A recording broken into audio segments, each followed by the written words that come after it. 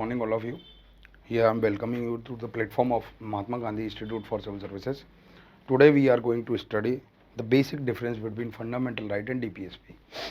और इसमें से कई सारे क्वेश्चंस आपके प्रीलिम्स के भी सेट हो जाएंगे और इवन मेंस में भी कई बार लिखने के लिए आ जाता है कि write down the difference between fundamental right and DPSP.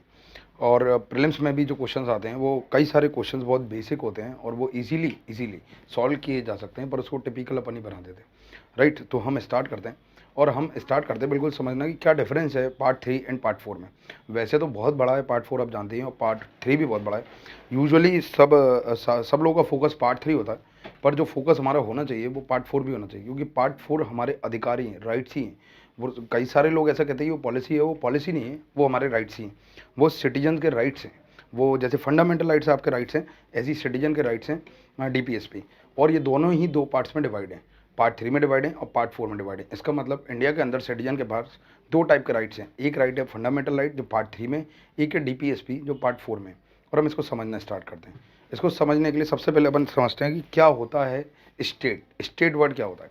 तो पूरे डेप्थ में तो नहीं, बिकॉज ये अपन प्रीलिम्स का जो भी एक बेसिक एसेंस चेक कर रहे हैं प्रीलिम्स के लिए, तो मैं आपको बता देता हूँ कि फिर भी स्टेट क्या होता है, क्योंकि स्टेट पॉलिटी समझने के लिए स्टेट वर्ड समझ में आना बहुत इंपॉर्टेंट है। तो एक बार हम स्टेट वर्ड समझने की कोशिश करते हैं कि स्टेट वर्ड का मतलब क्या होता है। तो ये लिख रहे हो, ये हुआ स्टेट।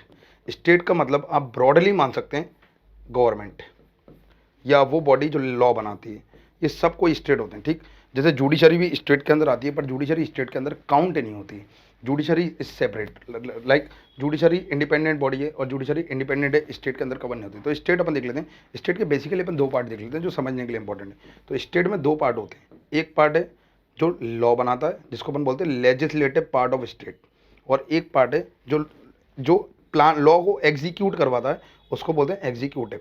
राइट, तो इंडिया में दो टाइप के लोग हैं, एक है लेजिस्लेटिव और एक है एग्जीक्यूटिव। जो लेजिस्लेटिव हैं वो लॉ बनाते हैं, और लॉ कौन बनाता है? लॉ आपको पता है, लॉ मतलब नियम कायदे कानून जो भी होते हैं वो सब लॉ कहलाते हैं।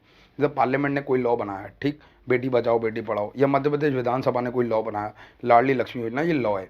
और इसको इम्प्लीमेंट कौन करवाएगा? इसको इम्प्लीमेंट करवाएंगे आप लोग। आप लोग को बोला जाएगा कि एक लॉ बना हुआ है, इसको इम्प्लीमेंट करवाओ। जैसे कि एक लॉ बना हुआ है, धारा सेक्शन 144, धारा 144 जिसको अपन बोलते हैं, उसको इम्प्लीमेंट करवाने के लिए आपको बोला जाएगा कि जाओ और लॉ एंड ऑर्डर की सिचुएशन को ठीक कराओ। ठीक, एक लॉ बना हुआ, उसके अकॉर्डिंग काम करो। तो लॉ बनाने वाली बॉडी अलग है और उसको इम्प्लीमेंट कराने वाली बॉडी अलग है। लॉ बनाने वाली बॉडी कौन हो गई? लॉ बनाने वाली बॉडी हो गई हमारी पार्लियामेंट, लॉ बनाने वाली बॉडी हो गई हमारी विधानसभा, ठीक, या और कोई भी बॉडी जो लॉ बनाती, वो लॉ मेकिंग बॉडी को लेजिस्लेटिव पार्ट कहते हैं। और एग्जीक्यूटिव पार्ट कौन सा होता है? एग्जीक्यूटिव पार्ट आप लोग बनेंगे एक दिन इस स्टेट का, और आप इस स्टेट के लॉ को इम्प्लीमेंट करवा रहे होंगे। राइट, कुछ दो टाइप के एग्जीक्यूटिव होते हैं, उसको अपन बाद में डिस्कस करेंगे कि पॉलिटिकल एग्जीक्यूटिव क्या होते हैं, परमानेंट एग्जीक्यूटिव क्या होते हैं। फिलहाल के लिए अपन मान लेते हैं कि एग्जीक्यूटिव वो होते हैं जो इंप्लीमेंट करवाते हैं लोगों को। राइट, तो जैसे कि हम देखते हैं कि पार्ट 3 में और पार्ट 4 में डिफरेंस क्या है। इसका बेसिक डिफरेंस मैं आपको बता देता हूँ कि बेसिक डिफरेंस दोनों पार्ट के अंदर क्या है, पार्ट 3 में क्या डिफरेंस है एंड पार्ट 4 में क्या डिफरेंस है। इसको अपन समझने की कोशिश करते हैं, पार्ट 3 और पार्ट 4 में बेसिक डिफरेंस क्या है। तो मैं एक तरफ आपको समझाता हूँ कि क्या है पार्ट 3। तो पार्ट 3 है तुम्हारे फंडामेंटल राइट्स, और पार्ट 3 अगर आपको पता हो तो ये गारंटेड राइट्स भी कहलाते हैं। ठीक, इनके लिए गारंटी है कि आप इनके लिए अगर आपके फंडामेंटल राइट का वायलेशन अगर कोई करता है स्टेट, तो आप कोर्ट जा सकते हैं, आपके लिए कोर्ट के दरवाजे खुले हुए हैं, आप किसी भी वक्त कोर्ट रीच कर सकते हैं, आप सुप्रीम कोर्ट जा सकते हैं एज वेल एज आप हाई कोर्ट जा सकते हैं। ठीक, पार्ट 3 फंडामेंटल राइट है और जो कि गारंटेड राइट्स है। पार्ट 4 एक तरफ लिखा हुआ है जिसको हम बोलते हैं डीपीएसपी। पार्ट 4 हमारा डीपीएसपी से डील करता है, तो पार्ट 4 हमारा डीपीएसपी है। पार्ट 4 डीपीएसपी है क्योंकि पार्ट 4 हमारा डीपीएसपी है, तो लोग इसको समझते हैं कि डीपीएसपी का फुल फॉर्म है directive principle of state policy, but ये कंप्लीटली रॉन्ग है ना। राइट, क्योंकि वो डायरेक्शंस हैं और डायरेक्शंस हैं, पर सिटीजन्स के वो राइट हैं। जैसे कि फॉर एग्जांपल मैं समझाने की कोशिश करता हूँ, फंडामेंटल राइट आपके राइट्स हैं। ठीक, तो आप कोई भी एक फंडामेंटल राइट्स को याद करिए। जैसे कि मैं आपको बोलूँ कि आर्टिकल 14 बोलता है state shall not deny to any person equality before law और equal protection of law within the territory of India. Right, तो अपन देखते हैं कि ये है क्या। तो इसका मतलब कॉन्स्टिट्यूशन ऑफ इंडिया में एक आर्टिकल लिखा हुआ है जिसका नाम है आर्टिकल 14, और ये स्टेट को बोल रहा है। स्टेट मतलब जो मैंने थोड़ी देर पहले आपको समझाया, लेजिस्लेटिव और एग्जीक्यूटिव, लॉ मेकिंग बॉडी को भी बोल रहा है और इंप्लीमेंटेशन वाली बॉडी को भी बोल रहा है। कॉन्स्टिट्यूशन कि स्टेट किसी को भी डिनाई मत करना equality before law plus equal protection of law within the territory of India. ना तो equal protection of law deny करना, ना इक्वलिटी बिफोर लॉ डिनाई करना। जैसे कि फॉर एग्जांपल आर्टिकल 21 क्या है? आर्टिकल 21 अपन समझते हैं। ठीक, आर्टिकल 21 किस चीज़ के बारे में बात करता है? तो आर्टिकल 21 की अगर मैं बात करूँ तो आर्टिकल 21 भी अपना इसी के बारे में बात करता है, राइट। जैसे कि फॉर एग्जांपल आर्टिकल 21 हमारा बोल रहा है कि किसी की भी लाइफ और लिबर्टी लेना मत जब तक प्रोसीजर फॉलो नहीं हुआ हो। लाइक कि प्रोसीजर है कि भाई मैं आपके पास आऊँगा, आपको आपका क्राइम बताऊंगा, उसके बाद मैं आपको पुलिस स्टेशन लेके जाऊंगा, 24 आवर्स तक मैं आपको अपने साथ रख सकता हूँ, उसके बाद विद इन 24 आवर्स में को आपको नियरेस्ट मजिस्ट्रेट कोर्ट में आपको एंट्री करवाना पड़ेगा। ये सारी चीज़ें प्रोसीजर है। क्या ये सब प्रोसीजर? तो आर्टिकल 21 क्या बोल रहा है? आर्टिकल 21 बोल रहा है कि डियर स्टेट किसी को भी डिनाई मत करना, डिनाई मना मत करना ऐसा बोला जा रहा है, ठीक। किसी को भी लाइफ और लिबर्टी लेना मत, किसी की भी लाइफ और लिबर्टी लेना मत, किसी की लाइफ और लिबर्टी के लिए मना मत करना जब तक प्रोसीजर फॉलो नहीं हुआ हो। क्या फॉलो नहीं हुआ? प्रोसीजर फॉलो नहीं हुआ। तो लाइफ और लिबर्टी लेना मना नहीं है, ली जा सकती है, पर प्रोसीजर फॉलो करके। क्या फॉलो करके फ्रेंड्स? प्रोसीजर फॉलो करके किसी की भी लाइफ और लिबर्टी ली जा सकती है। ये हमारा आर्टिकल 21 था। जैसे कि फॉर एग्जांपल एक लास्ट आर्टिकल मैं आपको और समझाने की कोशिश करता हूँ। जैसे पार्ट 3 में एक आर्टिकल है फ्रीडम ऑफ मूवमेंट, आपने सुना होगा। तो फ्रीडम ऑफ मूवमेंट क्या है? फ्रीडम ऑफ मूवमेंट आपके लिए आपका राइट है कि आप मूव कर सकते हो with in the territory of India freely, कहीं पे भी आप जा सकते हो। पर अगर मैं देखूं इसको एक अलग वे से, तो इस अलग वे में लिखा हुआ है कि स्टेट को ये डायरेक्शन दी जा रही है कॉन्स्टिट्यूशन के द्वारा कि किसी के भी मूवमेंट पे आप कर्व मत लगाना जब तक कि फॉर एग्जांपल वो कोई गलत काम नहीं कर रहा है, या फॉर एग्जांपल जो भी रेस्ट्रिक्शंस मेंशन है उनके खिलाफ नहीं जा रहा, आपकी मूवमेंट पर रोक नहीं लगाई जा सकती, राइट। पर ये स्टेट को डायरेक्शन है कि किसी की भी मूवमेंट पर रोक मत लगाना डियर स्टेट, ठीक। अगर आप देखो तो पूरे पार्ट 3 में एक ही बात हो रही है, और वो बात है कि डियर स्टेट ऐसा मत करना, डियर स्टेट ये मत करना, डियर स्टेट वो मत करना। मतलब हर बार में ये बोला जा रहा है कि नहीं करना मतलब नेगेटिव डायरेक्शन दी जा रही है, ठीक। ऐसा नहीं करना, ये नहीं करना, मूवमेंट नहीं लेना, लाइफ लिबर्टी नहीं लेना, इक्वलिटी बिफोर लॉ नहीं लेना, इक्वल। तो फॉर एग्जांपल ये सारी चीज़ें आपको बताई जा रही हैं और ये बोला जा रहा है कि ये नहीं करना, ये नहीं करना, ये नहीं करना और ये नहीं करना। मतलब फंडामेंटल राइट्स होते हुए भी एक तरीके की डायरेक्शन है। डायरेक्शन किसको है? स्टेट को, ठीक। राइट्स किसके? सिटीजन के। स्टेट को डायरेक्शन है और वो डायरेक्शन नेगेटिव है। कैसी डायरेक्शन है? नेगेटिव। वहीं अपन डीपीएसपी की तरफ चलते हैं। तो अब मैं आपको पार्ट 4 समझाता हूँ एक बार। तो पार्ट 4 अगर आप देखोगे तो पार्ट 4 कुछ और नहीं है। पार्ट 4 सिर्फ है कि फॉर एग्जाम्पल स्टेट को ये बोला जा रहा है हर बार कि डियर स्टेट आप राइट टू वर्क दे देना, ठीक। राइट टू वर्क मेरे सिटीजन को दे देना। अब आपको दिख रहा होगा राइट, मैं आपसे बोल रहा था डीपीएसपी आपके राइट है, तो राइट टू वर्क में राइट लिखा हुआ है ना, तो ये सिटीजन के राइट है। पर डायरेक्शन किसको है? फिर से स्टेट को, कि सिटीजन को राइट टू वर्क दे देना, सिटीजन को यूनिफॉर्म सिविल कोड दे देना, सिटीजन को फॉर एग्जांपल अगर बात करी जाए तो फ्री एजुकेशन दे देना, ठीक। सिटीजन को पंचायत दे देना, सिटीजन को म्यूनिसिपैलिटीज दे देना। तो इंपॉर्टेंट चीज़ यहाँ पर है कि यहाँ पर स्टेट्स को डायरेक्शन दी जा रही है पर कुछ करने को बोला जा रहा है, राइट। वहाँ पे क्या बोला जा रहा था पार्ट 3 में? ये नहीं करना, ये नहीं करना। तो इसका मतलब ये कहीं ना कहीं डायरेक्शन है, स्टेट को ही डायरेक्शन है, पर ये पॉजिटिव डायरेक्शन है। पॉजिटिव वे में ना कि भाई फ्री एजुकेशन देना, वर्क देना, ये भी देना, ये भी देना, सब देना, ठीक। फ्री एजुकेशन मतलब हर चीज़ के लिए बोला जा रहा है ये कर देना डियर स्टेट, वो कर देना, राइट। तो आपको ये दोनों पार्ट में एक बेसिक डिफरेंस समझ में आ गया होगा। वो बेसिक डिफरेंस है कि दोनों ही जगह स्टेट्स को डायरेक्शन दी जा रही है। पार्ट 3 में भी डायरेक्शन स्टेट्स को जा रही है, पार्ट 4 में भी डायरेक्शन स्टेट को जा रही है। पार्ट 3 में जो डायरेक्शन स्टेट को जा रही है अगर आप ध्यान से देखोगे तो वो डायरेक्शन नेगेटिव है, और पार्ट 4 में जो डायरेक्शन जा रही है अगर आप बहुत ही ध्यान से देखोगे तो वो डायरेक्शन पॉजिटिव है। इसका मतलब दोनों ही जगह स्टेट वर्ड है, दोनों ही जगह डायरेक्शन स्टेट को जा रही है। और दोनों ही जगह जब डायरेक्शन स्टेट को जा रही है, स्टेट मतलब अभी के लिए मैंने आपको बताया था लेजिस्लेटिव और एग्जीक्यूटिव। स्टेट मतलब के लिए अभी मान लेते हैं पूरा तंत्र, जो भी तंत्र है हिंदुस्तान का, उसकी बात चल रही, ठीक। जो भी सरकार चलाते हैं, जो भी लॉ बनाते हैं, जो भी इंप्लीमेंट करवाते हैं, ऑफिसर, प्रधानमंत्री, सबके लिए ये डायरेक्शन है कि ऐसा कर देना, ऐसा नहीं करना। पार्ट 3 बोला नहीं करना, पार्ट 4 बोला करना है, ठीक। यही बात चल रही और इसके अलावा कोई भी बात नहीं चल रही। As simple as that. अगर आप ध्यान दो तो इसके अलावा और कोई भी बात नहीं चल रही। दोनों ही जगह अगर आपने ध्यान दिया हो तो डायरेक्शन किसको जा रही थी फ्रेंड्स? स्टेट्स को, राइट। स्टेट को ही डायरेक्शन जा रही है पार्ट 3 में और स्टेट को डायरेक्शन जा रही है पार्ट 4 में। इसलिए अगर आप देखो तो पार्ट 3 की जो स्टार्टिंग होती है वो होती है फ्रॉम आर्टिकल 12 टू आर्टिकल 35। जैसा कि आपको पता होगा हमारे कॉन्स्टिट्यूशन में आर्टिकल्स मेंशन है और इसमें जो पहले नंबर का आर्टिकल है वो आर्टिकल 12 है फंडामेंटल राइट में। तो 35 जहाँ खत्म हो रहा होगा वहाँ पे पार्ट 4 स्टार्ट हो रहा होगा। पार्ट 4 चलता है अपना 36 आर्टिकल टू 51 आर्टिकल, राइट। और इसमें 36 आर्टिकल पहला आर्टिकल है। तो दोनों ही जगह पहले आर्टिकल कौन से? पार्ट 3 में आपको दिख रहा है कि पार्ट 3 में हमारा पहला आर्टिकल है 12 और पार्ट 4 में हमारा पहला आर्टिकल है 36 आर्टिकल, राइट। तो पार्ट 3 में 12 आर्टिकल है और पार्ट 4 में 36 आर्टिकल है। तो दोनों ही जगह डायरेक्शन किसको जा रही थी फ्रेंड्स? स्टेट्स को, राइट। स्टेट को डायरेक्शन जा रही थी। इसलिए अगर आप बहुत ध्यान से देखोगे तो आर्टिकल 12 पहला ही आर्टिकल कॉन्स्टिट्यूशन में पार्ट 3 में जो लिखा हुआ है वो लिखा हुआ है डेफिनेशन इन दिस पार्ट, ठीक। Unless the context otherwise requires the states includes, states की परिभाषा, स्टेट्स की डेफिनेशन कि स्टेट कौन होता है, ठीक। स्टेट की बात करी जा रही, पंचायत, म्यूनसिपैलिटी, लाइक गवर्नमेंट, देखो आप देखो government and parliament of India and the government and the legislature of each state, हर स्टेट की विधानसभा, हर स्टेट की गवर्नमेंट स्टेट कहलाएगी, सेंट्रल गवर्नमेंट स्टेट कहलाएगी, स्टेट पार्लियामेंट स्टेट कहलाएगी, right. Any authorities within the territory of India जो work कर रही है वो सब स्टेट कहलाएंगे, जैसे कि सीबीआई हो गई अथॉरिटी, ईडी हो गई, ठीक। कोई पर्सन है जो गवर्नमेंट ऑफ इंडिया के लिए काम कर रहा है, गवर्नमेंट ऑफ स्टेट के लिए काम कर रहा है, वो क्या कहलाएगा फ्रेंड्स, स्टेट कहलाएगा। तो पहला आर्टिकल किसको बताया गया, फंडामेंटल राइट में ये बोला जाता है कि स्टेट आपके फंडामेंटल राइट का वायलेशन नहीं करेगा, इसलिए स्टेट को बोला जा रहा था ये मत करना वो मत करना। और स्टेट अगर अपने फंडामेंटल राइट को वायलेशन करता है तो आप इसको लीगली एनफोर्स करा सकते हो सुप्रीम कोर्ट और हाई कोर्ट जाके, क्योंकि आपने सुना होगा एक नाम जिसको रेट बोला जाता है, उससे आपके फंडामेंटल राइट्स को गारंटी किया जाता है, सुप्रीम कोर्ट उसका गारंटर होता है, राइट। तो सुप्रीम कोर्ट गारंटी करता है फंडामेंटल राइट्स को गारंटी करने के लिए। और इंपॉर्टेंट, सबसे इंपॉर्टेंट चीज़ यहाँ पे फ्रेंड्स ये कि उधर स्टेट्स को डायरेक्शन दी जा रही है, और स्टेट्स अगर आपके फंडामेंटल राइट का वायलेशन करता है तो आप कोर्ट जा सकते हो, क्योंकि वो लीगली एनफोर्सेबल है, गारंटेड राइट्स हैं। और यहाँ बात अपन किसी कर रहे हैं, यहाँ बात अपन फ्रेंड्स कर रहे हैं पार्ट 4 की, जो कि पार्ट 4 है हमारा डीपीएसपी। तो डीपीएसपी में अगर मैं आपको बात करूँ तो डीपीएसपी मैंने आपको बोला स्टेट ही है, ठीक। तो स्टेट चेंज तो नहीं हो जाएगा, आर्टिकल 12 में डेफिनेशन ऑफ स्टेट दी हुई है, ठीक। ये है डेफिनेशन ऑफ स्टेट आपके सामने, और पहला ही आर्टिकल आपको दिख रहा होगा फंडामेंटल राइट का। तो फंडामेंटल राइट बोलता है कि स्टेट ऐसा नहीं करना, स्टेट ये नहीं करना, स्टेट वो नहीं करना। तो आपको पता तो होना चाहिए ना कौन स्टेट किसके खिलाफ कोर्ट जाना है। जब मुझे पता ही नहीं है मुझे किसके खिलाफ जाना है, किससे बात करनी है, क्या करना है, तो मैं कैसे करूँगा। मुझे घर में अगर शादी में ये बोला जा रहा है कि काम करना है, काम करना है, काम करना है, और मुझे ये नहीं बताया जा रहा कि मुझे काम क्या करना है, तो रात में तो मैं गिल्ट में सोऊंगा ना कि मैंने आज दिन भर काम नहीं करा। नॉर्मल सी चीज़ है, इसलिए मुझे पता होना चाहिए कि स्टेट कौन है, वरना मेरे फंडामेंटल राइट, पहले तो मुझे पता होना चाहिए मेरे फंडामेंटल राइट क्या है, फिर मुझे ये पता होना चाहिए कि इनका वायलेशन कौन नहीं कर सकता। तो इसलिए पहले ही आर्टिकल लिखा गया कि स्टेट कौन होता है, किसके खिलाफ कोर्ट जाना है, एक्चुअल में बात ये है। तो आर्टिकल 12 में ये लिखा हुआ है, राइट। अब अपन चलते हैं आगे। अगर मैं आपको दिखाऊं तो मैंने आपको बोला था 36 आर्टिकल, पहला आर्टिकल है डीपीएसपी का पार्ट 4 का। और अगर आप ध्यान से देखोगे तो definition in this part unless the context otherwise requires the state, फिर से स्टेट की डेफिनेशन, दोनों जगह पहली डेफिनेशन स्टेट की क्यों है ये आपको बहुत क्लियरिटी से समझ में आ गया होगा।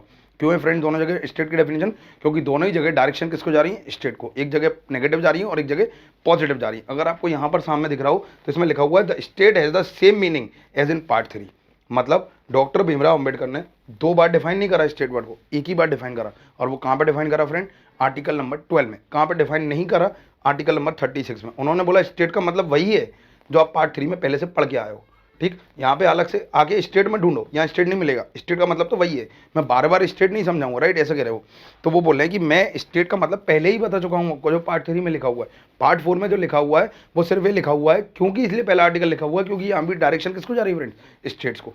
तो अब अपन देखते हैं पहला डिफरेंस इन दोनों में, फंडामेंटल राइट्स में और इनमें, राइट। अपन थोड़ा सा बैक चलते हैं और यहाँ पे देखते हैं जो मैं यहाँ पे आपको इतनी देर समझा रहा हूँ। These are negative as they prohibit the state from doing certain thing. मैंने आपसे बोला था नेगेटिव डायरेक्शन है, और ये बोला जा रहा है कि ये नहीं करना, वो नहीं करना, ऐसा नहीं करना। अब प्रीलिम्स में आपको लिखा आ सकता है कि fundamental rights are positive direction, नहीं है पॉजिटिव डायरेक्शन, नहीं नेगेटिव डायरेक्शन है स्टेट्स को, ठीक। राइट से सिटीजन के पॉजिटिव राइट से, पर ये फंडामेंटल राइट्स डायरेक्शन कैसी है, नेगेटिव। कैसी है ये, नेगेटिव। इसलिए आपको ये वर्ड समझ में आ गया होगा, फंडामेंटल राइट और DPSP. These are the positive as they require the state to do certain things, right. तो अब मेरे को लगता है आपको समझ में आ रहा होगा कि जो मैं बोलना चाह रहा हूँ। तो यहाँ पे क्या बोला जा रहा है, यहाँ पे स्टेट को बोला जा रहा है वर्क दो, पंचायत दो, यूनिफॉर्म सिविल कोड दो, म्यूनिसिपैलिटी दो, फ्री एजुकेशन दो। स्टेट्स को बोला जा रहा है कि ये करो ये करो, यहाँ बोला जा रहा है नहीं करना, ठीक। दीज आर जस्टिफाइबल, जस्टिफाइबल मतलब मैंने आपको बोला था फंडामेंटल राइट गारंटेड राइट्स है, राइट। और गारंटेड राइट्स है तो इनका कोई गारंटर भी होगा, गारंटर है सुप्रीम कोर्ट। जब भी आपको फंडामेंटल राइट का वायलेशन होता है आप रेट लेके जा सकते हो हाई कोर्ट के पास और supreme court, over rate issue कर, सॉरी अपना केस लेके जा सकते हो हाई कोर्ट और सुप्रीम कोर्ट के पास, वो उसके आपके फेवर में एक रेट इशू करे। That is, they are legally enforceable by the court in the case of their violation. Legally enforceable by the court मतलब अगर मेरे फंडामेंटल राइट का वायलेशन आर्टिकल 12 करता है, आर्टिकल 12 समझ में आ रहा होगा आपको, आर्टिकल 12 स्टेट है, अगर वो मेरे फंडामेंटल राइट का वायलेशन करता है तो मैं सीधा जाऊंगा कोर्ट और कोर्ट मुझे बचाएगा, राइट। और यही है फंडामेंटल राइट, यही है गारंटी, ठीक। यहाँ पे क्या बोला जा रहा है, these are non justiciable, they are not enforceable by the court for their violation. जैसे कि फॉर एग्जाम्पल उसमें लिखा हुआ है राइट टू वर्क दे देना स्टेट, राइट, उसमें लिखा हुआ पंचायत दे देना स्टेट, म्यूनसिपैलिटी दे देना स्टेट। अगर मान लो कि पंचायत और म्यूनसिपैलिटी नहीं बना दे, जैसे कि नहीं भी बनाई थी, आपने देखा होगा 1993 तक पंचायत म्यूनसिपैलिटी कुछ बना ही नहीं गया था, और जब ये नहीं बनाया गया था तो इसका मतलब ये नहीं है कि आप कोर्ट चले जाओगे कि वहाँ पे लिखा हुआ है पंचायत तो पंचायत दो, वहाँ पे लिखा हुआ है वर्क तो हमें मनरेगा दो, नहीं जा पाओगे आप कोर्ट। कोर्ट आपकी सुनेगा ही नहीं, कोर्ट आपको एंटरटेन करेगा ही नहीं, क्योंकि क्लियरली लिखा हुआ है पार्ट 4 में ये राइट्स मेरे जस्टिसेबल राइट्स नहीं है, ये राइट्स कोर्ट में एनफोर्स नहीं करे जाते। और ये फ्रेंड्स लिखा कहाँ पर है, बाई चांस आपसे कभी पूछ लिया जाए कि कौन सा आर्टिकल है, तो आप इसको भी देख लीजिए, एक बार इसको भी देख लेते हैं। आर्टिकल 37 स्टेट्स के जस्ट बाद वाला आर्टिकल, सेकंड आर्टिकल में लिखा हुआ है application of this principle content in the part of the provision content in the part shall not be enforceable by any court. ठीक, आप इसके लिए कोर्ट नहीं जा सकते, आपके पार्ट 4 का वायलेशन किया जाएगा अगर, या करंट, या फॉर एग्जांपल गवर्नमेंट अगर कोई काम नहीं करती है जो कॉन्स्टिट्यूशन डायरेक्शन देके गया है, इसका मतलब ये नहीं है कि आप कोर्ट पहुंच जाओगे। राइट, ये आपको पता होना चाहिए। ठीक, तो मेरे हिसाब से आपको ये चीज़ तो अभी समझ में आ गई होगी। और अब मैं आपको एक बेसिक डिफरेंस समझाता हूँ। जैसे कि फॉर एग्जांपल जो अपने पार्ट 3 थे फंडामेंटल राइट्स, वो अपने गारंटेड राइट्स से, आपको पता होगा। ठीक, गारंटेड राइट्स से, और इन गारंटेड राइट्स को बोला जाता है, फंडामेंटल राइट का एक दूसरा नाम है जिनको बोला जाता है सिविल एंड पॉलिटिकल राइट्स। क्या बोला था फ्रेंड इनको? Civil rights and political rights. Fundamental right को सिविल राइट भी बोला जाता है प्लस पॉलिटिकल राइट्स भी बोला जाता है। वहीं हमारा जो पार्ट 4 है, पार्ट 4, इस पार्ट 4 को जो नाम दिया गया है वो दिया गया है डीपीएसपी। और ये आपके सिविल एंड पॉलिटिकल राइट्स तो नहीं है, पर ये आपके सोशियो इकोनॉमिक राइट है। कौन सा राइट है friend? Socio and economic right. एक है सिविल एंड पॉलिटिकल राइट्स, एक है सोशियो इकोनॉमिक राइट। ये दोनों आपके राइट है। तो मैं आपको ओरली एक तरीके से बता देता हूँ कि इसमें क्या बात हो रही है, क्या होते हैं सिविल एंड पॉलिटिकल राइट्स और क्या होते हैं सोशियो इकोनॉमिक राइट। आप सिर्फ 2 वर्ड याद रख लीजिए। अगर मैं बात कर रहा हूँ civil and political rights, fundamental rights की, तो ये पूरे के पूरे जो बेस्ड होते हैं, पूरे के पूरे पार्ट 3 जो बेस्ड है, वो बेस्ड है इंटेंशंस पे। काय पे बेस्ड है फ्रेंड? इंटेंशंस पे। इंटेंशंस क्या होती है? इंटेंशंस मतलब मेरी नीयत का मामला है। किसका मामला है? नीयत का। इंटेंशंस पे बेस्ड होते हैं पूरे के पूरे पार्ट 3 हमारे जो बेस्ड है, वो इंटेंशंस पे बेस्ड है। इंटेंशंस फॉर एग्जांपल स्टेट्स की जब नीयत साफ होगी तभी तो आपको फ्रीडम ऑफ मूवमेंट देगा ना। राइट, और स्टेट की अगर नीयत बिगड़ी तो वो आपके फंडामेंटल मूवमेंट को रोकने की कोशिश करेगा। स्टेट की जब नीयत साफ होगी तभी तो आपको स्पीच एंड एक्सप्रेशन करने देगा ना फ्रेंड, वरना वो आपको इस पर भी रोक लगाएगा। स्टेट की जब नीयत साफ होगी तभी तो वो प्रोसीजर फॉलो करेगा ना लाइफ लेने से पहले, वरना तो गोली मार देंगे। राइट, इंपॉर्टेंट चीज़ यहाँ पर बात क्या चल रही है कि ऐसा बोला जा रहा है किसी की जान लेना मना नहीं। ऐसा नहीं कि मैं ऑफिसर बन गया, मैंने पिस्टल निकाली, मैंने गोली मार दी, नहीं। आपको इवन आपकी ट्रेनिंग में भी यही सिखाया जाएगा बार बार कि प्रोसीजर फॉलो करना है। क्या फॉलो करना है फ्रेंड? प्रोसीजर फॉलो करना है। ठीक, तो मैं आपको जो समझाने की कोशिश कर रहा हूँ वो ये कर रहा हूँ कि civil and political rights intention की बात है। जहाँ इंटेंशंस खराब हुए वहाँ चीज़ें खराब हुई। ठीक, तो पूरा का पूरा मामला इंटेंशंस का है। फॉर एग्जांपल मेरे इंटेंशंस अच्छे हैं तो मैं फॉर एग्जांपल अगर मेरे इंटेंशंस अच्छे हैं और मेरा परिवार है तो मैं अपने परिवार में भेदभाव नहीं करूँगा। जहाँ मेरे इंटेंशंस खराब हुए मैं अपने परिवार में भेदभाव करने लगूंगा। ठीक, और ये भेदभाव नहीं करे स्टेट, इसलिए इनको गारंटी में रखा गया। काय में रखा गया? गारंटी में। और जो पार्ट 4 है डीपीएसपी, जिसकी मैं आपसे बात कर रहा हूँ कि ये सोशियो इकोनॉमिक राइट है। सोशियो इकोनॉमिक राइट क्या होते हैं friend? Socio economic right intentions पे तो बेस्ड होते ही हैं। इसके लिए नीयत तो साफ होनी चाहिए। भाई राइट टू वर्क देना स्टेट जब देना चाहेगा तभी तो देगा ना, तो उसके लिए उसकी नीयत साफ होनी चाहिए ना स्टेट की, कि भैया स्टेट आपको काम देना चाहता है, स्टेट आपको पंचायत देना चाहता है, स्टेट आपको म्यूनसिपैलिटी देना चाहता है, वर्क की बात है। इसके लिए इंटेंशन तो होनी चाहिए फ्रेंड, पर अवेलेबिलिटी भी होनी चाहिए। क्या होनी चाहिए? Intentions plus availability. मेरे पास अगर अवेलेबिलिटी नहीं है और मेरा अगर फॉर एग्जांपल मेरे एक फ्रेंड है, वो मुझसे बोल रहा है कि बर्थडे में मेरे को आईफोन 14 गिफ्ट कर दे, मैं उसको बोलूँगा कि यार मैं कर तो दूंगा, मना नहीं है, मेरे इंटेंशन तो साफ है, पर मेरे पास उतने पैसे नहीं कि मैं तेरे को आईफोन 14 गिफ्ट कर पाऊँ, मेरे पास अवेलेबिलिटी नहीं। मना नहीं कर रहा मैं गिफ्ट करने के लिए, मना मैं अभी के अभी कर सकता हूँ। वो अभी मना कर देता तो इसका मतलब मेरे इंटेंशन खराब है। मैं मना नहीं कर रहा हूँ देने के लिए, मैं तैयार हूँ देने के लिए, पर मेरे पास अवेलेबिलिटी नहीं है। तो मेरे पास अवेलेबिलिटी होनी चाहिए। तो पार्ट 4 क्या है? पार्ट 4 आपके राइट है, सोशियो इकोनॉमिक राइट है। तो पार्ट 4 काय पे डिपेंड करते हैं? इंटेंशन पे, नीयत भी साफ होनी चाहिए प्लस अवेलेबिलिटी भी होनी चाहिए। अगर आप एक बार सोच के देखो, अगर मेरा स्टेट है फॉर एग्जांपल मैं हूँ, ठीक, और मेरी नीयत खराब है, मेरा मतलब इंटेंशंस खराब है, ठीक, तो मैं आपको कैसे मतलब फॉर एग्जांपल कैसे मैं आपको बोलने दूंगा, कैसे आपको मूवमेंट करने दूंगा, लाइफ लिबर्टी में क्यों प्रोसीजर फॉलो करूंगा? मैं तो डायरेक्ट गिरफ्तारी करूंगा ना आपकी, मैं क्यों आपको ग्राउंड ऑफ अरेस्ट वगैरह बताऊंगा? नहीं बताऊंगा। ठीक, पार्ट 4 इंटेंशन पे तो बेस्ड होते ही हैं, अवेलेबिलिटी पे भी बेस्ड होते हैं। लाइक इंटेंशन अवेलेबिलिटी का मतलब होता है फॉर एग्जांपल कि मेरी नीयत साफ होगी तभी तो मैं काम दूंगा ना, मेरी नीयत साफ होगी तभी तो पंचायत म्यूनसिपैलिटी दूंगा ना, मेरी नीयत साफ होगी तभी तो मैं फ्री एजुकेशन दूंगा ना, स्कूल बनवाऊंगा, टीचर्स को ट्रेनिंग दूंगा, कई सारी चीज़ें करूंगा, पर उसके लिए मेरी इंटेंशंस क्लियर होनी चाहिए। और अगर मेरी इंटेंशंस क्लियर है, क्या क्लियर है फ्रेंड? अगर मेरी इंटेंशंस क्लियर है प्लस मेरे पास अवेलेबिलिटी है, काम देने के लिए सैलरी भी तो देनी पड़ेगी ना, पंचायत और म्यूनिसिपैलिटी के लिए रिसोर्सेज भी तो देने पड़ेंगे ना, फ्री एजुकेशन के लिए स्कूल भी तो बनवाने पड़ेंगे ना, उसमें मनी लगेगी, अवेलेबिलिटी लगेगी। और जब इंडिया में ये पार्ट 4 लिखा जा रहा था ना, उस वक्त इंडिया में इतनी अवेलेबिलिटी नहीं थी कि सबको वर्क दिया जा सके, उस समय इतनी अवेलेबिलिटी नहीं थी कि सबको एजुकेशन दी जा सके, उस समय हमारे पास इतनी अवेलेबिलिटी ही नहीं थी कि पंचायत और म्यूनिसिपैलिटी खड़ी कर दी है। फॉर एग्जाम्पल अवेलेबिलिटी की नीड होती है, किसकी नीड होती है फ्रेंड? Availability plus intentions. तो पार्ट 4 आपको समझ में आ गया होगा, पार्ट 3 भी समझ में आ गया होगा कि पार्ट 3 इंटेंशंस का मामला है, इसलिए उनको गारंटेड राइट्स ही बोला गया और ये नॉन गारंटेड राइट्स बोला गया, क्योंकि सिर्फ इंटेंशंस की बात नहीं है भाई, पैसे भी होने चाहिए। अगर इनको गारंटेड राइट्स बनाते थे तो 1951 में ही लोग पहुंच जाते कोर्ट और बोलते हमें काम दो, हमें पंचायत दो, हमें म्यूनसिपैलिटी दो, और कोर्ट पर बर्डन होता चले जाता। इसलिए डॉक्टर भीमराव अम्बेडकर इसको पार्ट 4 के अंदर लिखे गए। आई होप यू अंडरस्टैंड, आपको ये चीज़ समझ में आ रही होगी। ठीक, अब मैं आपको एक चीज़ और समझाता हूँ। फॉर एग्जाम्पल अगर जैसे कि आपने इसमें लिखा हुआ है कि पंचायत दो, म्यूनिसिपैलिटी दो, ठीक, और अगर स्टेट ऐसा नहीं कर रहा, फॉर एग्जांपल नहीं कर रहा, वो नहीं चाहता कि आपको पंचायत मिले, म्यूनिसिपैलिटी मिले, फ्री एजुकेशन मिले, तो क्या होगा? इसको देख के ना, फॉर एग्जांपल बहुत लंबे टाइम तक अगर ये नहीं दिया जाएगा, अगर हमारे पास अवेलेबिलिटी भी है, ठीक, और स्टेट नहीं दे रहा, इसका मतलब स्टेट के इंटेंशन साफ नहीं है। पर आप इसके लिए कहाँ नहीं जा सकते? आप इसके लिए कोर्ट तो जा नहीं सकते। तो इस चीज़ को कौन मुद्दा बनाएगा? इस चीज़ को मुद्दा बनाएगा कौन? फॉर एग्जांपल पॉलिटिकल पार्टीज इस चीज़ को मुद्दा बनाएंगी, और जब पॉलिटिकल पार्टीज फ्रेंड इस चीज़ को मुद्दा बनाएंगी तो ये बात मीडिया में भी आएगी, और मीडिया में बोला जाएगा कि देश की सरकार पॉलिसी के अकॉर्डिंग वर्क नहीं कर रही है। हमारी पॉलिसी ये नहीं बोलती, हमारी पॉलिसी बोलती है काम दो, हमारी पॉलिसी बोलती है एजुकेशन दो, हमारी पॉलिसी बोलती है ऐसा करो, हमारी पॉलिसी बोलती है वैसा करो। ठीक, और ये बात किस तक चली जाएगी? सिटीजन तक। माना कि मैं कोर्ट, आप कोर्ट नहीं जा सकते, आपने डीपीएसपी को अधिकार मांगने के लिए, पर बात है कि सरकार तो आपके पास आएगी ना वोट मांगने के लिए। अगली बार सरकार को वोट मत दीजिएगा। जब हमें दिख रहा है कि हमारे पास अवेलेबिलिटी है, अब हम सेल्फ सफिशिएंट, सेल्फ रिलायंट हो गए, तो हमारे पास अवेलेबिलिटी आ चुकी है ना, और अगर हमारे पास अवेलेबिलिटी आ चुकी है तो फिर ये करा जा सकता है ना फ्रेंड, दिया जा सकता है। और नहीं दे रहे तो मीडिया उठाएगा क्वेश्चन, अपोजिशन उठाएगा क्वेश्चन, ठीक, सिटीजन्स उठाएंगे क्वेश्चन, और गवर्नमेंट अगले इलेक्शन में जब आएगी तो उनको वोट देकर जवाब दिया जाएगा। ठीक, क्योंकि power lies in the hand of people, ये प्रीएम्बल में लिखा हुआ है, we the people of India, right. तो मुझे लगता है कि आपको ये पॉइंट मेरा समझ में आ गया होगा। तो इंपॉर्टेंट चीज़ है, अगर आप देखो तो मैं आपको एक बार डिफरेंस पढ़ा देता हूँ, फंडामेंटल राइट और डीपीएसपी में बेसिक डिफरेंस है क्या एक्चुअल में। ठीक, तो ये दो पॉइंट मैं आपको समझा दूंगा। अब मैं बताता हूँ आपको, मैं आपको बोला they aim at establishing political democracy in the country. मैंने बोला था civil and political rights, right.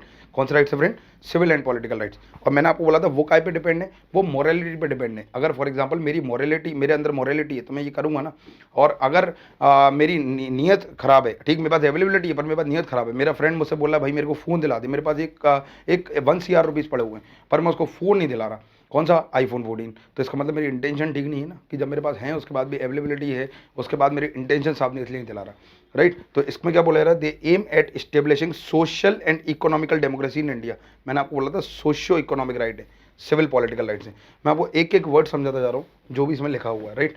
These have legal sanction. Legal sanction मतलब आप कोर्ट जा सकते हो। कहाँ जा सकते हो? कोर्ट जा सकते हो, लीगल सेंक्शन।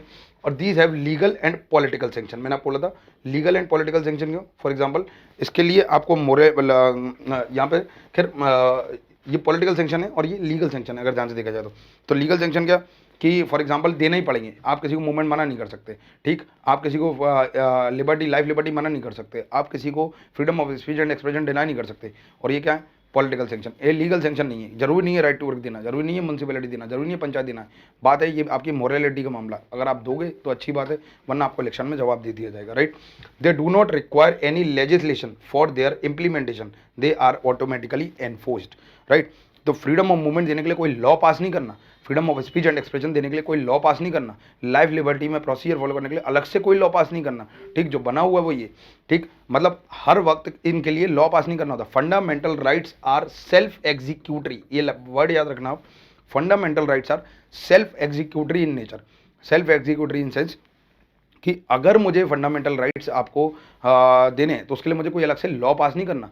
गारंटेड राइट्स हैं, ऑटोमेटिकली जिस दिन लिख दिए गए थे उसी दिन मिल गए थे, ठीक। मैं पार्लियामेंट का इंतजार नहीं करूंगा कि पार्लियामेंट मेरे लिए लॉ बनाएगी, विधानसभा मेरे लिए लॉ बनाएगी, तब मुझे मूवमेंट मिलेगा, तब मुझे रेसिडेंस मिलेगा। नहीं, मेरी मर्जी, क्योंकि मुझे ये राइट्स मेरा कॉन्स्टिट्यूशन देता है, मुझे ये राइट्स डॉक्टर भीमराव अम्बेडकर देखे गए, राइट। तो ये बात मैं कर रहा हूँ इसकी। क्या लिखा हुआ है? They do not require any legislation for their implementation. कोई लॉ पास करने की जरूरत नहीं है। तो fundamental rights are self executory, ठीक, जिस दिन लिख दिए गए उसी दिन फोर्स में आ गए। पर कुछ फंडामेंटल राइट्स है, 3 फंडामेंटल राइट्स के आप नाम याद रखिएगा, 17, 23 एंड 24। ये 3 फंडामेंटल राइट के लिए लॉ पास करना पड़ता है। क्या पास करना पड़ता है? लॉ पास करना पड़ता है। ठीक, बाकी सारे फंडामेंटल राइट्स के लिए लॉ पास नहीं करना पड़ता। तो कौन से 3 फंडामेंटल राइट्स हैं जो फॉर एग्जाम्पल ऐसा बोलते हैं कि fundamental rights are self executory, but कुछ एक्सेप्शन है 17, 23 एंड 24 आर्टिकल। 17 आर्टिकल जैसे अनटचेबिलिटी की बारे में बात करता है, 23 आर्टिकल ट्रैफिकिंग करने के लिए मना करता है, और 24 आर्टिकल चाइल्ड से डील करता है। तो मैं आपको एक एग्जांपल के थ्रू समझाता हूँ। जैसे अनटचेबिलिटी है, अनटचेबिलिटी स्टेट तो करेगा नहीं, लोगों को पता है कि फंडामेंटल राइट्स में लिखा हुआ है, लोग कोर्ट चले जाएंगे और स्टेट को पनिश करेगा कोर्ट, राइट। पर आप अगर सोचो तो अनटचेबिलिटी स्टेट तो नहीं करेगा, स्टेट समझदार है, उसको पता है कि ये फंडामेंटल राइट है। पर अनटचेबिलिटी ज़्यादातर आप और मैं जैसे लोग प्रैक्टिस करते हैं, और जब हम ये काम करते हैं इसलिए पार्लियामेंट को एक एक्ट पास करके रखना पड़ा, जिसका नाम आपने सुन रखा होगा SC/ST prevention of atrocity act. ठीक, और इस तरीके के एक्ट पास करे हुए हैं आपने 23 आर्टिकल में सुन रखा होगा। जैसे ही कई सारे एक्ट हैं, immoral trafficking and prevention act. ठीक, ये किसी से पोर्नोग्राफी मत कराना, प्रोस्टिट्यूशन ज़बरदस्ती नहीं कराना, ये 23 आर्टिकल है हमारा, राइट। तो ये आपको पता होना चाहिए कि कुछ फंडामेंटल राइट्स ऐसे हैं जो सेल्फ एग्जीक्यूटरी होने के साथ साथ इनके लिए अलग से लॉ भी पास करना पड़ता है, क्योंकि ज़्यादातर ये काम प्राइवेट लोग कर रहे होते हैं। वैसे फंडामेंटल राइट्स सेल्फ एग्जीक्यूटरी होते हैं। अब मैं आ जाता हूँ DPSP पे। They requires legislation for their implementation, they are not automatically enforced. Automatically enforce नहीं है, ऐसा नहीं है DPSP में राइट टू वर्क लिख दिया तो मिल गया, नहीं मिलेगा। पहले मनरेगा एक्ट पास करना पड़ेगा, उसके बाद पार्लियामेंट आपको मनरेगा में जॉब देगी। ऐसा नहीं है कि डायरेक्ट आपको पंचायत म्यूनसिपैलिटी मिल गया, नहीं, ऐसा नहीं होगा। हमें कॉन्स्टिट्यूशनल अमेंडमेंट करना पड़ेगा, हमें 11th और 12th शेड्यूल ऐड करना पड़ेगा, उसके बाद पंचायत और म्यूनसिपैलिटी आपको दिया जाएगा, राइट। हमें ऐसा नहीं कि एनवायरमेंट से रिलेटेड एक आर्टिकल DPSP के अंदर ऐड कर दिया गया तो आपको एनवायरमेंट से रिलेटेड कई सारे प्रोटेक्शन मिल गए, नहीं, हमें वाइल्ड लाइफ प्रोटेक्शन एक्ट पास करना पड़ेगा। तो मैं आपको होप समझा पा रहा हूँ कि यहाँ पर DPSP में जो चीज़ है ना वो अलग है, वो फंडामेंटल राइट्स में जो चीज़ें हैं वो बहुत अलग है। DPSP में क्या बात चल रही कि DPSP ऑटोमेटिकली एनफोर्स नहीं होते, इनके लिए लॉ पास करना पड़ता है। तो DPSPs are always implemented by passing laws. Law pass करना पड़ेगा, तब जाके हमें DPSP में कुछ मिलेगा। और अगर मैं इधर की बात करूँ आपको, इधर 6 पॉइंट की, तो they do not require any legislation for their implementation, they are automatically enforced. ठीक, ऑटोमेटिकली एनफोर्स हो जाते हैं, ऑटोमेटिकली फोर्स में आ जाते हैं, तो इनके लिए हमें कोई भी लॉ पास नहीं करना पड़ता except 3 article 17, 23 and 24, right. I hope आपको समझ में आ गया होगा। ठीक, they require legislation for their implementation, they are not automatically enforce, हमेशा ऑटोमेटिकली फोर्स में नहीं आते, इनके लिए हमें लॉ पास करना पड़ता है। ये सारे क्वेश्चन प्रीलिम्स के पोटेंशियल MCQs बन सकते हैं। अगर आप देखो तो आपको पूछा जा सकता है कि fundamental rights are positive in nature while DPSPs are negative in nature, which of the given statement is correct. तो आपको उसमें चूज करना पड़ेगा, उसमें लिखा हो A, B, both, none of the above, तो आंसर होगा क्या? नन ऑफ द अबव, क्योंकि दोनों ही ऑप्शन रॉन्ग लिखे हुए हैं उसमें। आपको आ सकता है कि DPSPs are self executory while fundamental rights are not, तो ये भी आपको पता होना चाहिए, नहीं, ये ऑप्शन भी गलत है। ठीक, कई सारे क्वेश्चन आपको आ सकते हैं। आपको क्वेश्चन आ सकता है fundamental rights have political sanction while DPSPs have legal sanction, तो आपको ये वर्ड पता होना चाहिए कि लीगल सैंक्शन मतलब नहीं, पॉलिटिकल सैंक्शन DPSP और लीगल सैंक्शन क्या है? लीगल सैंक्शन फंडामेंटल राइट है। क्यों? क्योंकि ये करना ही पड़ेगा। ठीक, वो नहीं भी करेंगे तो काम चल जाएगा। क्यों? क्योंकि वो आपके गारंटेड राइट्स नहीं है, जो गारंटी है वो तो देनी पड़ेगी। और यहाँ पे लिखा हुआ है the courts are bound to declare a law violative of any of the fundamental rights as unconstitutional and invalid. अगर फंडामेंटल राइट को लेने की कोशिश करी गई कोई लॉ पास करके, मैं अमेंडमेंट की बात नहीं कर रहा हूँ फ्रेंड, मैं लॉ की बात कर रहा हूँ। कोई पार्लियामेंट ने नॉर्मल लॉ बनाया, ऑर्डिनरी लॉ बनाया, और उसके तहत बोल दिया बिना किसी रीज़न से कि आज से सिर्फ मैन के पास अधिकार है स्पीच एंड एक्सप्रेशन को, वुमेन के पास नहीं है, तो कोर्ट इस ऑर्डर को, इस एक्शन को या इस लॉ को नल एंड वॉइड डिक्लेयर कर देगा, राइट। क्योंकि ये कोर्ट की पावर है, जिस पावर को बोला जाता है पावर ऑफ जुडिशियल रिव्यू। अच्छा, जुडिशियल रिव्यू के बारे में आप याद रखिएगा कि ये एक डॉक्ट्राइन है और आर्टिकल 13 के अंडर इसकी पावर का इस्तेमाल करा जाता है। आर्टिकल 13 बोलता है कि अगर कोई भी चीज़ पार्ट 3 को टच करेगी तो हम उसको नल एंड वॉइड डिक्लेयर कर देंगे, हम हैं कोर्ट। ठीक, तो कोर्ट की पावर होती है जुडिशियल रिव्यू की, कि कोर्ट किसी भी लॉ को नल एंड वॉइड डिक्लेयर कर सकता है, राइट। और यहाँ पे क्या लिखा हुआ है? अगर कोई the court can not declare a law violative of any of the DPSP as unconstitutional and invalid.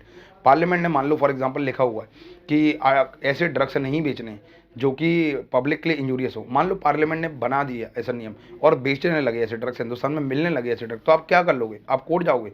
नहीं जाओगे। पहली चीज़ तो आप कोर्ट नहीं जाओगे क्योंकि ये आपके गारंटेड राइट्स नहीं है। ठीक, और दूसरी चीज़ कोर्ट इस ऑर्डर को नल एंड वॉइड डिक्लेयर नहीं करेगी। क्यों? क्योंकि ये गारंटेड राइट्स नहीं है। तो पार्ट 4 हमारा क्या है? पार्ट 4 हमारा गारंटेड राइट्स नहीं है और पार्ट 4 जस्टिसेबल इन नेचर नहीं है। और पार्ट 4 के लिए अगर वायलेट कर दो कोई लॉ भी पास करा जाता है तो उसको नल एंड वॉइड डिक्लेयर फ्रेंड नहीं करा जाएगा। पर पार्ट 3 में अगर कोई लॉ ऐसा पास करा जा रहा है तो उसको नल एंड वॉइड डिक्लेयर तुरंत ही कर दिया जाएगा। मुझे उम्मीद है कि आपको समझ में आएगा। एक छोटा सा सेक्शन था। ठीक, उम्मीद करता हूँ हम जल्दी मिलेंगे MGICS में और इस प्लेटफॉर्म पर।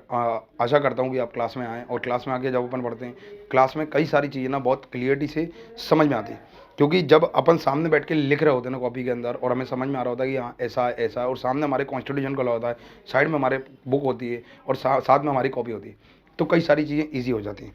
यहाँ बेस्ट फैकल्टीज़ आपको मिलेंगी हर सेक्शन की, चाहे वो एमपी की हो, चाहे वो हिस्ट्री की हो, चाहे वो जोग्राफी की हो या एनवायरमेंट की हो, सारी फैकल्टीज़ आपको यहाँ पे बेस्ट मिलेगी, even science and tech, right. और आप देख ही रहोगे कि सबसे ज़्यादा सिलेक्शन देने वाला एकमात्र संस्थान महात्मा गांधी है। तो बाकी आप एक बार ज़रूर आइएगा, ज्वाइन कीजिएगा, ठीक। इंक्वायरी के लिए हमारे ऑफिस में आ सकते हैं, जो कि वेदा बिल्डिंग में बना हुआ है। Thanks a lot.